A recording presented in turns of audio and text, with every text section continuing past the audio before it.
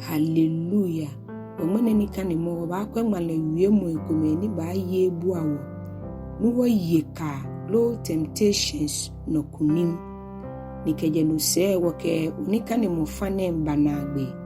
Mono chie oba je fa krokro shishi. Ni ye numnie oba kwa Yesu abebua wie mo low parables kumi. Ni jinsoli mo ake nye ba botwe tamobuni dane nye buotwe. Amen. Today we are looking at overcoming temptations. So look at some scriptures that will help us to overcome temptation. And with that, we've come to the end of this series. Hallelujah. Next week, God willing, we'll be starting new series. We'll be looking at parables of Jesus Christ. It is my prayer that you listen as you always do. God bless you all. Amen. Yakobo wolo yicho edwe kukuniji bawo. No hewole nye ba nye hishinye ha anyumo. Nye chia abunsangbe nye ejo nye nafu. Hallelujah. Matthew sani papa yicho nyumai enyo ke ikpa. Kukuniji nyumai edwe ke ekumi. Nye shiakpe ninye solia. Kuninye kabote kamni. Mumole minkple mu. Shihilole egbede. Hallelujah. Korinto bi aklenklen wulu. Icho nyuma. Kukuji niji nyuma ke enyo. Ke nyuma ke ete. Nuhewole. Moni susuo ake edamoshile akwe ehini ahi. Kuni ekagbeshi. Ka ko bako nyenu ni jego moheno. Shi anokwafo jinumo. Ni ehang akanye febo ni nyanye. Mo ye kaale mlile. Eba ajegbe. Ni nye ke ajemle. Kuni nyenye mli nyemu. Hallelujah. Yakobo wulu ichokome. Keje kuku ni jinyuma ke ete. Ke ashinyuma ke enumu. Keji akamukule. Eka ke ake numomi nkami. Eja ake numole akaale ni efe efunhu. Ni ledienche hu eka muku. Shimofe mole ledienche ekono ni gblale ni lakale lekale.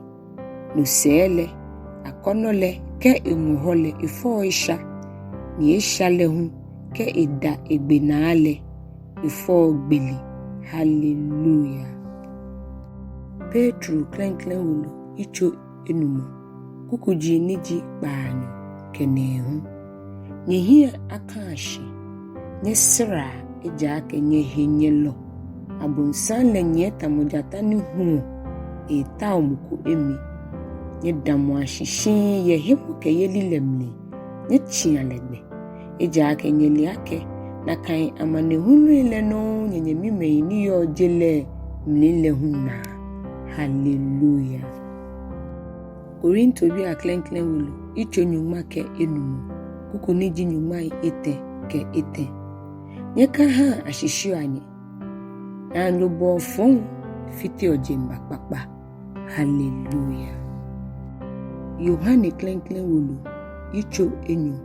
Keje kukuniji nyuma ke enumu. Ke ashinyuma ke kpawo. Nyeka sumoa jele lo ni bi ni yo jele mi. Keji mukumi sumo jele bele chele sumo lebe imni.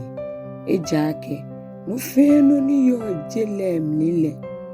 Helo le sedi nile ke himwe ile asedi nile ke shihile mni hewole. Eje chele mni shimo jele mni eje. Jele huo eya ke emni sedi nile. Shimoni fio nyumosumo na nile hiyoshi. Ke ya nanu. Hallelujah. Timothy wolo niji enyo. Yicho enyo. Kuku niji nyumai enyo. Ke enyo. Shi oblahi anse di ile hu. Jona afui. Ni okeme ni che onu choleke jochu ni mniche mnile atu ijale. Hemo ke yeli suomo ke hejole se. Hallelujah. Yakubu wonu ichokumi kede kuku niji nyumai enyo ke ete ke ashi nyumai enyo ke ikpa.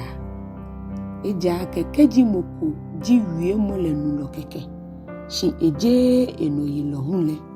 Nekengbo mone tamomuku ni kwa ehi esule ya ashushe emili. Eja ke ekwa ehi ni eya. Shi amono le ehi ekpa aboni eyole no.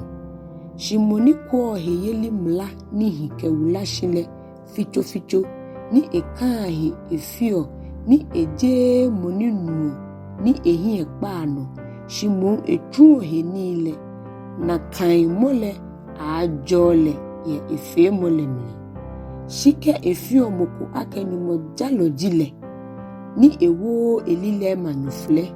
Shimo eshishio ehile nekengbo mone jamole yakani. Hallelujah.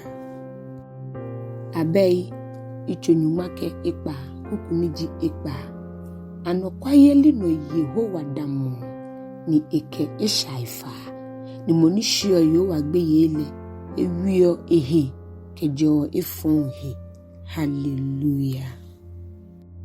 Korinto bi aklenklen wulu icho ikpa. Keje kukuniji nyuma ke enumu ke ashi nyuma ke kpanyo. Aninyele akenyegbomuchele Kristo henini. Bele mingo Kristo henile mife adwama henilo dabida. Alo nyele ake monike ihe yabo adwama hele ikele fio bomuchukume. Eja ake nyumoke ake ame yenyo lefe ame acho helo kume. Shimonike ihe bo nuchole hele ikele fio bomukume.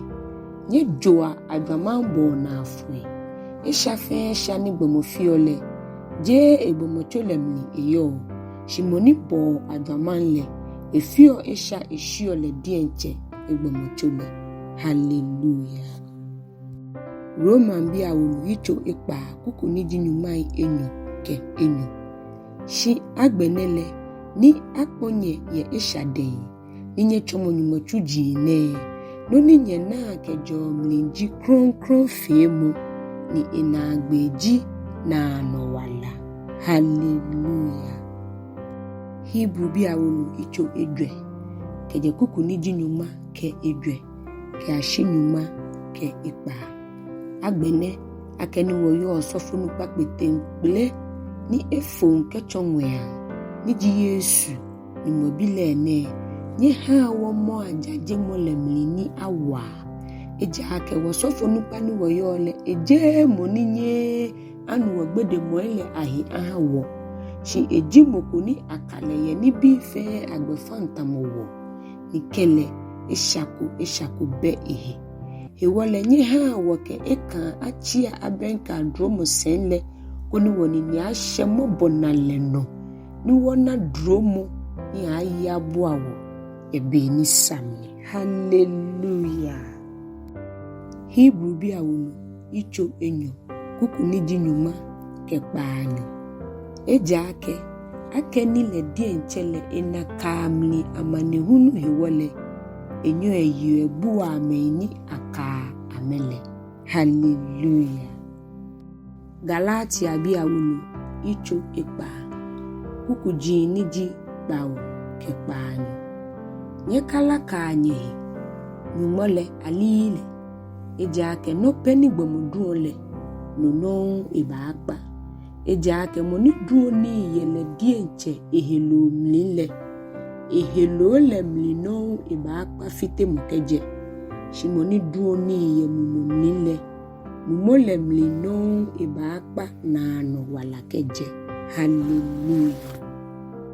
Matthew sani papa icho enumu kukuniji nyumai enyo kenehu.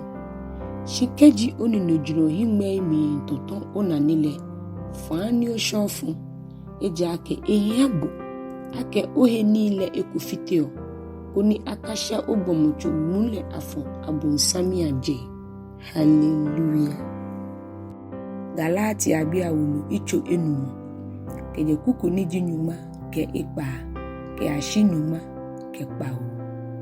ke kuku ne di nyuman enyo ke enyo ke ashi nyuman enyo ke ete shinonimi ke oji nyenyi ayemumuna ni nyefe helo akono ile anani eja ke nini helo le ta ole ke mumole eya ni nini mumole hunta ole ke helo le eya ene me ke ameye ene hiwole nini nyesumole nyefe hallelujah ke kuku ni di nyumai enyo ke ashi nyumai enyo ke ete shimumole yibi jisumu mishe hejole trishito milihile ejuru femu hemoke yeli bo femu hino yeli ene mele mlako egu hallelujah.